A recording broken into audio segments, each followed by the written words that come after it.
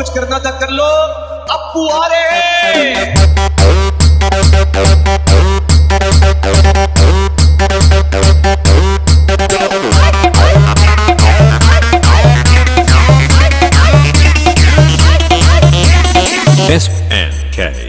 ए मूर्ख बालक, मैं तेरा सड़ा डीजे देखकर अति प्रसन्न हुआ। बोल, तुझे क्या वरदान चाहिए? महाराज, एक ऐसा वरदान दे दिया कि इस आर तेरहे बरखे छोड़ के कहूँ ना आडर पावा और अपन मूर्छावा डीजे गाँव में बजावा। तथास्तु तथास्तु तथास्तु वस्तु तथास्तु, ऐसा ही होगा। जाओ, बिल में घुस जाओ। Dok dok dok, para dok dok dok. Dok dok dok, para dok dok dok. Dok dok dok, para dok dok dok. Dok dok dok, para dok dok dok. Dok dok dok, para dok dok dok. Dok dok dok, para dok dok dok. Dok dok dok, para dok dok dok. Dok dok dok, para dok dok dok. हर competition में मांग मांग के डिब्बा बजाने वाला तू है operator तू। सरकार का फ्री राशन खा के जीने वाला ऑपरेटर तू है तू।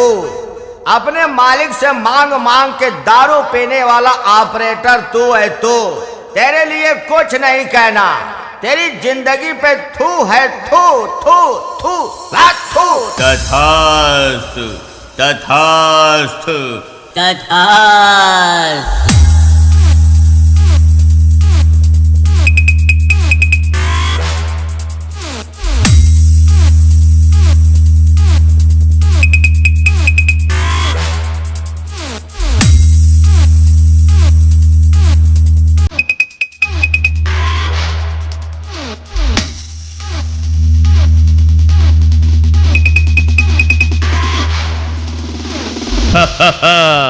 फिर जंगल से निकलकर जाओ।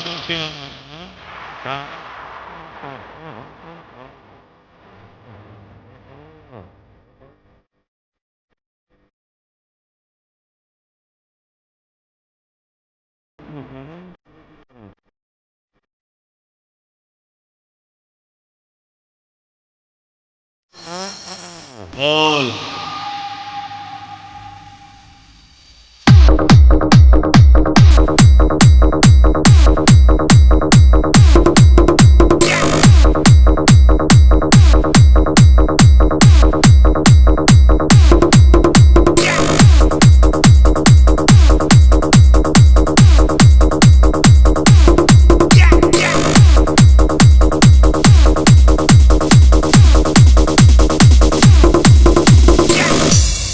कसबे है नकटा सारे, कई फिर आई गए। आओ, हम आज तोर कंपटीशन का नशा उतार दे। इतना भयानक बिजली गिराऊ बच्चा कि तोहका जड़ से उखाड़ दे, कि जामई का नाम न ले बे सारे।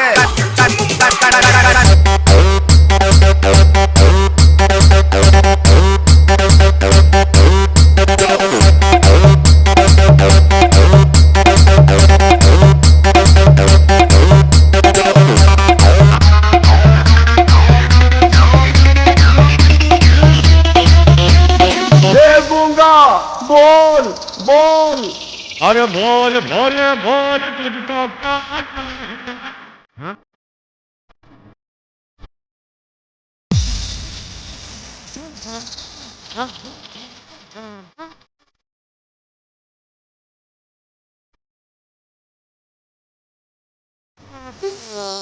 Dok dok dok, para dok dok dok.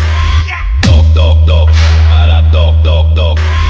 Dok dok dok, para dok dok dok. Dok dok dok, para dok dok dok. Dok dok dok, para dok dok dok. Dok dok dok, para dok dok dok. Dok dok dok, para dok dok dok. Dok dok dok, para dok dok dok. SNK